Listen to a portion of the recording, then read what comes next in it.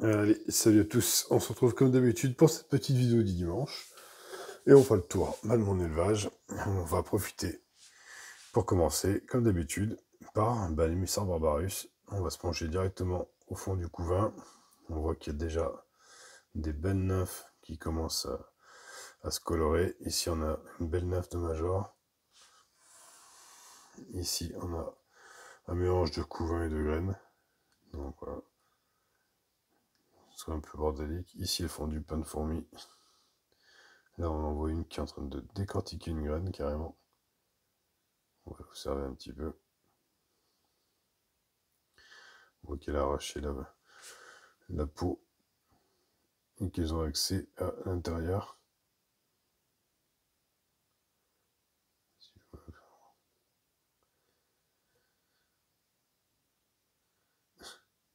Le Major, il lève tout. Il lève la graine, il lève ça, il lève l'ouvrière qui est avec.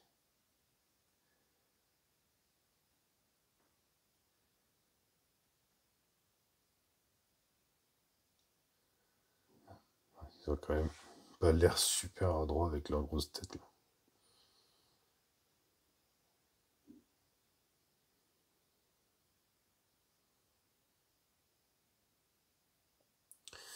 On va aller faire un petit tour ailleurs en attendant. On passera après.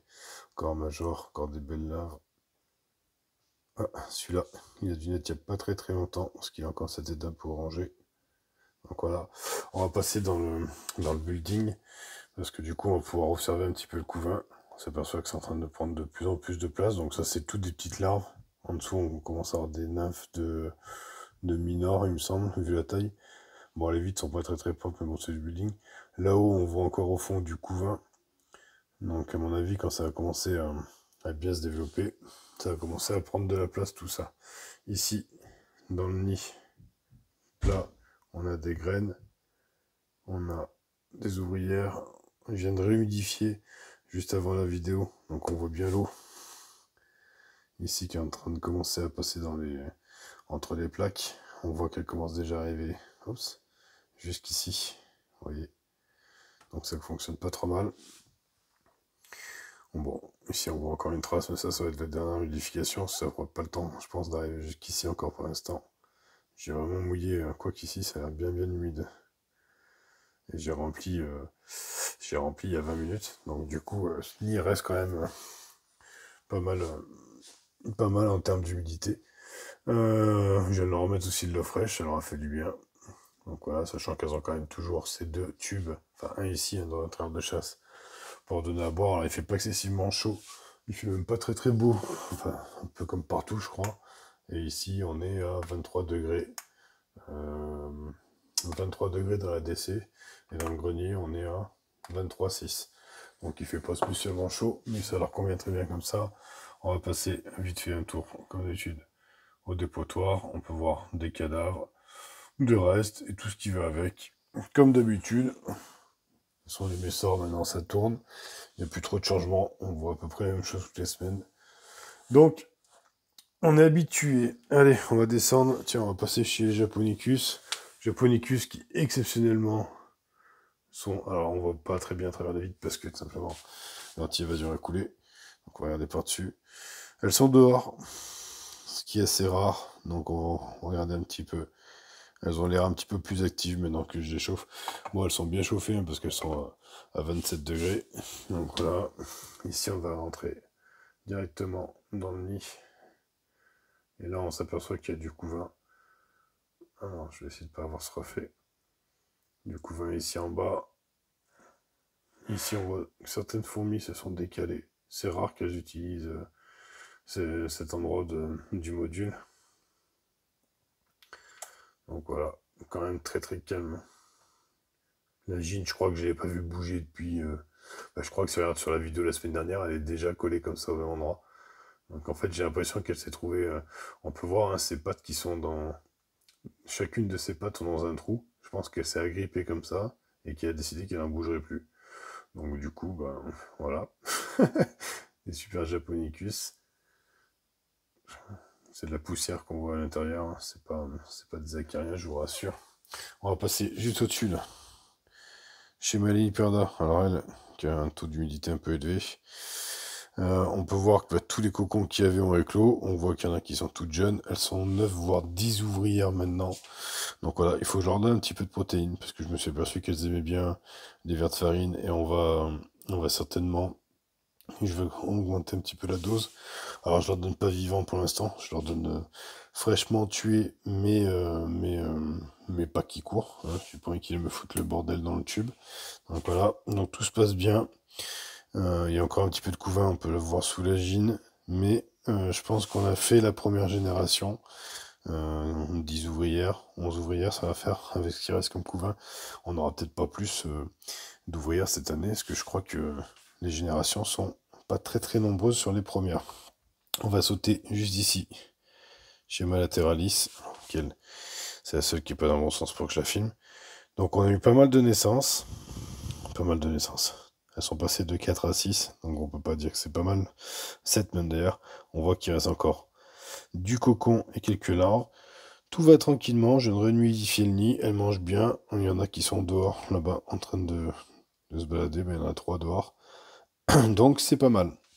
On va passer ici chez ma toute première, enfin ma deuxième Turkestanus. Celle qui avait pas pondu et qui a repris la ponte. Et comme vous pouvez voir sur l'image, parce qu'on les voit bien, elle a eu sa deuxième ouvrière. Et on peut s'apercevoir qu'il reste quand même un couvain. Alors les tubes sont pas ouf. Voilà. Un couvain assez confortable puisqu'on a du cocon. Il nous reste quelques petites larves. Voilà. Ici on a encore un cocon. Toujours en tube sec. Elle va jamais. Celle-ci va jamais du côté du tube humide. Comme ça au moins c'est réglé. Justement, on pourra comparer par rapport à l'autre. Mais celle-ci de Jean, elle est tout le temps là.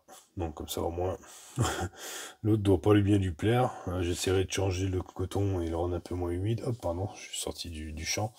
Mais comme quoi, pour deux jeans qui viennent du même vendeur, elles ont peut-être une provenance différente parce que vous allez voir que c'est pas tout à fait le même cas chez l'autre. On va la regarder tout de suite comme ça au moins on pourra comparer. Ici, on se retrouve donc du coup chez la deuxième, celle qui est la plus ouvrière. Maintenant, elle en a 7, il me semble bien. Tout va super bien chez elle. On peut voir qu'il y a encore du couvain. Voilà, on peut voir qu'il y a encore de la ponte. Ouais. Et elle, justement, se tient en ce moment côté humide. Donc, pas évident à filer parce qu'elles ont mis pas mal de cochonneries sur le tube. Mais tout se passe bien chez elle. Et on peut ici, dans le tube d'à côté, aller voir. Alors ici, on a le couvain. Tac. Elle vient de stocker le couvain au sec avec une, deux, trois ouvrières. Et il y en a 4. Une, deux, trois, 4 ouvrières dans ce tube-là. Parce qu'il y en a 2 là. Et je crois que si on regarde là-bas, il y en a 3. Et ce qui fait 7. Le compte est bon. On les a toutes. Donc celle-ci, vous voyez, elle préfère mettre le couvain au sec et la gine reste côté humide et ce qui est pas mal. Sachant que là, on a la toute première génération et la deuxième. Alors, elle court un peu vite, la première génération, mais vous avez pu vous apercevoir de la différence de taille qui est assez particulière. On passe ici chez ma Barbaricus. Barbaricus qui a eu des naissances aussi. Elles étaient 4, maintenant elles sont 6. Et on peut s'apercevoir qu'il y a encore une belle ponte qui a été faite là en bas. Enfin, tout à droite de votre écran, en dessous des 2 cocons. Donc on a une belle ponte, on a 2 cocons qui vont pas tarder à arriver à maturité. Et on s'aperçoit qu'il y a encore d'autres cocons et des petites larves. Donc ça évolue super bien chez elle aussi. Et tout se passe bien, je suis bien content. On va passer chez Macrontatus. Hop, oula. Macrontatus qui a aussi pas mal de... Alors, on a moins de couvain. On va regarder ça en plan un peu plus large. Quand vous comparez, on a un peu moins de couvain. Allez, mise au point. Voilà. On a un petit peu moins de couvain que d'habitude, puisque j'ai eu énormément de naissances. On le voit dans le remplissage du nid. Les ouvrières sont un peu plus tassées. Ici, on a quand même, si on zoome, une très belle grappe d'œuf. Voilà. Là, on a une très grosse larve. Donc, on verra ce que ça va donner. J'aimerais bien que ce soit le premier major. Bon, ça fait plusieurs fois que j'en parle, donc on peut voir que la larve est quand même juste énorme comparé à un minor qui est sur elle. Non, c'est un minor, c'est un média. Quand je regarde la caméra. Non, c'est un minor. Donc voilà. Ici, on a encore une belle grappe d'œuf. Ici, on a encore du cocon qui va arriver. Une très très belle évolution cette année chez elle. Ah, là, j'ai une tache d'humidité qui m'empêchera de faire une mise au point.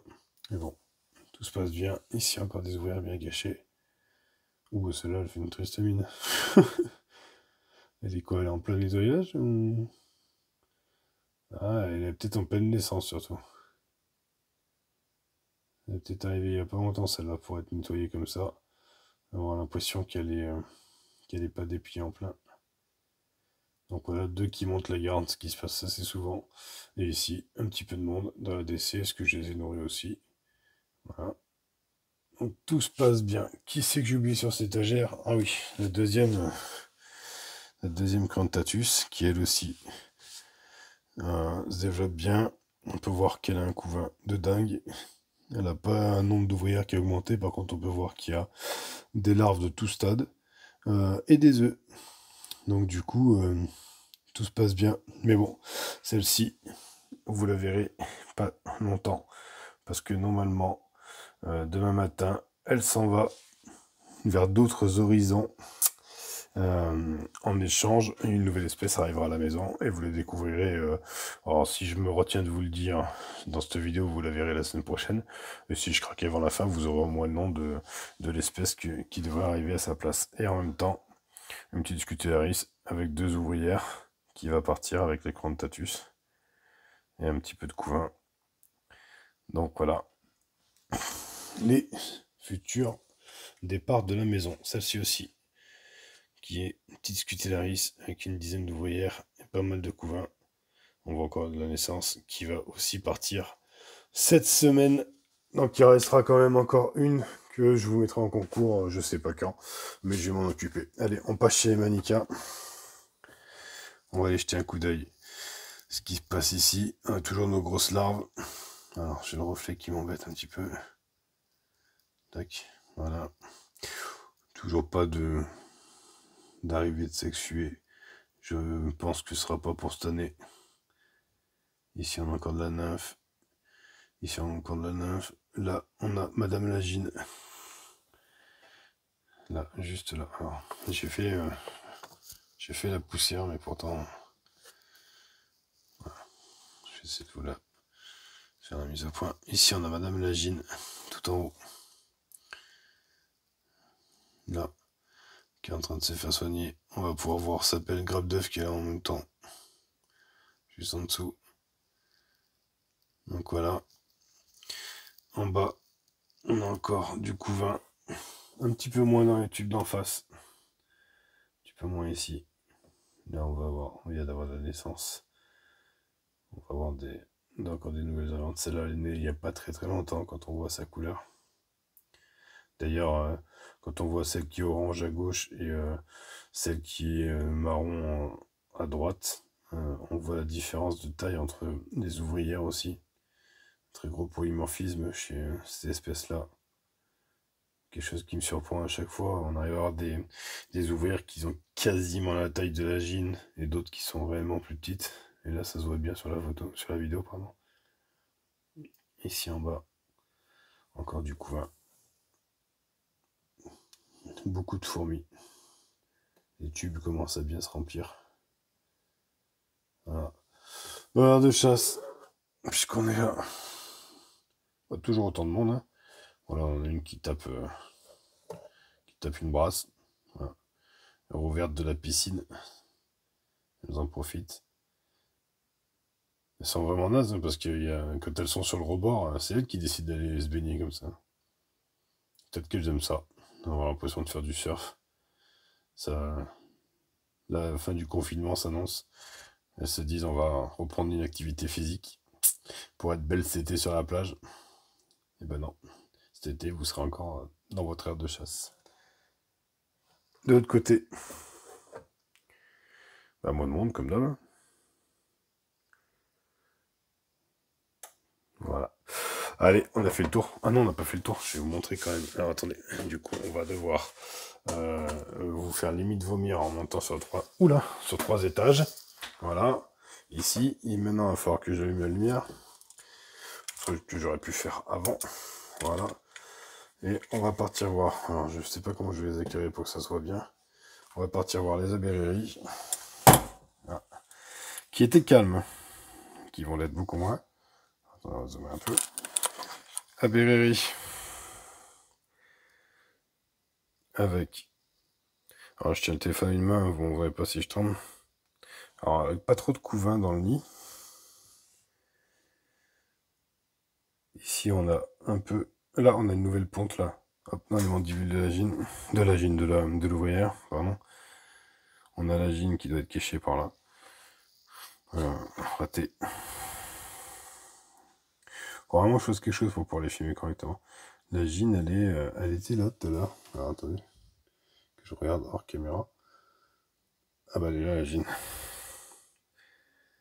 Elle est là, et si je ne me trompe pas, elle était en position de ponte. Alors, avec le bordel que je viens de faire en faisant tomber tout ce que je pouvais juste avant d'aller la voir, je pense pas qu'elle continue à pondre, sinon elle va nous faire des œufs brouillés. Donc, belle petite gine. Ici, un peu du couvain. Ici, beaucoup de couvain. Alors, l'avantage avec les abéréries, si je fais ça, comme la semaine dernière, bon, elles sont à peu près calmes, et du coup, on peut venir se poser comme ça, et les observer sans vitre, et c'est vachement appréciable. On peut voir la quantité de couvain qui est astronomique. Bon, là, j'ai un peu peur, mais bon, d'une, j'ai ouvert la fenêtre, en plus, je souffle, donc voilà. Enfin, j'ai connu des espèces beaucoup plus stressées de se voir prendre l'air. Donc voilà, on va passer sur la gine. Je suis sûr qu'elle est en train de pondre. Je suis en train d'essayer de chercher une bonne lumière.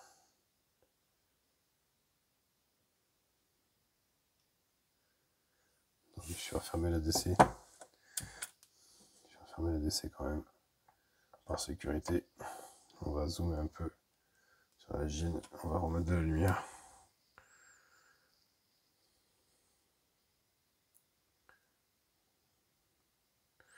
On voit encore quand même des morceaux de ses ailes, c'est quand même dingue.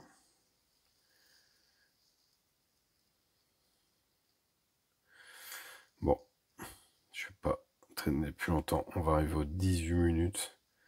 Donc si on passe 5-10 minutes à attendre une gine, voir si une gine veut pondre, ça va le faire moyen. Mais elle est rarement dans cette position. Donc je pense qu'elle était occupée à quelque chose avant que j'arrive en lui faisant peur. Là, elle doit se dire, merde, c'est quoi cette lumière? Qu'est-ce qu'il veut me faire? Est-ce que je dois partir en courant? Ou est-ce que je dois continuer à pondre? Donc je sais pas. Allez, sur cette image de Super Major, magnifique, je vous dis à dimanche prochain. Allez, ciao ciao.